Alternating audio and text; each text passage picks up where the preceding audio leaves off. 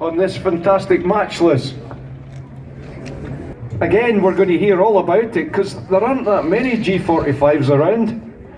No, we know there's about 20-25 still running about. It's 1953. I bought it from Belgium, but there's very little history on it, which is unfortunate. Sammy Miller's gone. He must have known what I'm going to tell him, because in 2014, when I brought it to Mallory on a display, I spoke to Sammy and said, could you give us a few tips on how to make it reliable and, you know, oil-free? And he said, best thing you can do is take it home and put it in a glass case.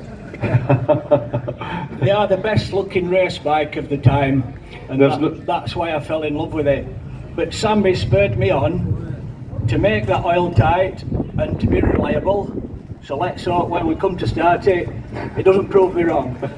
No, I agree with you about the appearance. It is a fantastic looking bike. There's no doubt about that. I mean, G50 everybody loves, but there's something about the twin that's just got a charisma all of its own. So, I mean, it wouldn't be the worst thing in the world to have that nice bike in a glass case in your front room, would it? It might happen one day, but not yet for a few years.